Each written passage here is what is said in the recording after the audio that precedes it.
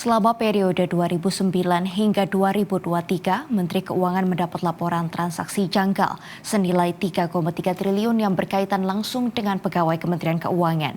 Sementara itu, Presiden telah memanggil Menko Polhukam dan Kepala PPATK karena skandal 349 triliun rupiah yang semakin menjadi bola liar.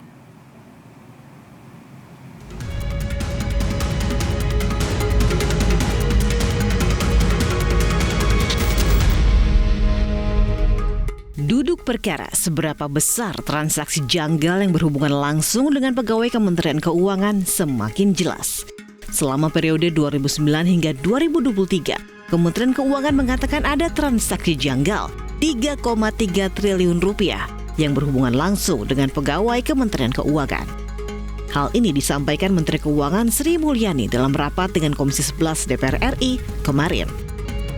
Sehingga yang benar-benar berhubungan dengan kami terkait dengan kalau ini menyangkut tupoksi ke pegawai Kementerian Keuangan, ada 135 surat, nilainya 22 triliun.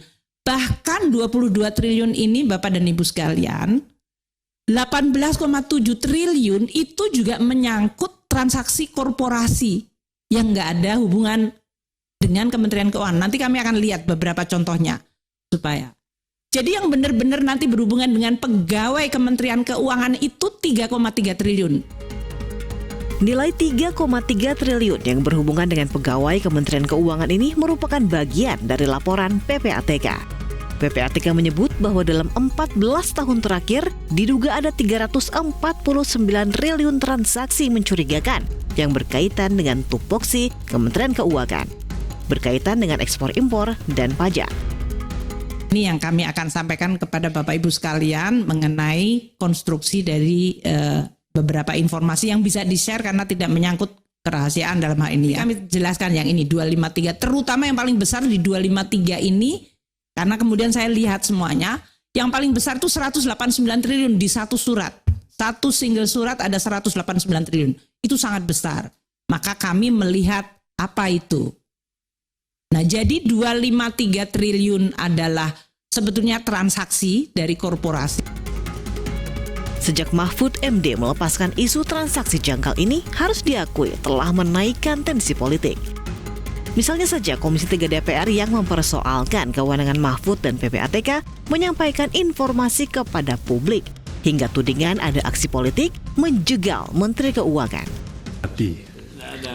Saudara Menko Polhukam dan Anda juga sebetulnya punya niat politik yang tidak sehat. Ya, mau memojokkan Kemenkeu atau sejumlah tokoh di Kemenkeu. KPK juga ikut-ikutan mengomentari Menko Polhukam dan PPATK. Wakil Ketua KPK Nawawi Pomolanggo minta Mahfud berhenti berkoar dan lebih aktif menyuarakan RUU perampasan aset. Gara-gara semakin heboh, kemarin Presiden memanggil Menko Polhukam dan Kepala PPATK. Keduanya mengaku mendapat arahan untuk membenahi perkara skandal 349 triliun. Presiden kita ini menghendaki keterbukaan, ya, informasi sejauh sesuai dengan peraturan perundang-undangan. Dan saya siap datang hari Rabu jam 2. Meski tensi politik naik, tapi sayangnya perdebatan bukan tentang bagaimana membongkar perkara TPPU-nya, melainkan banyak membahas bumbu di seputar perkara. Tim Liputan Media Group Network.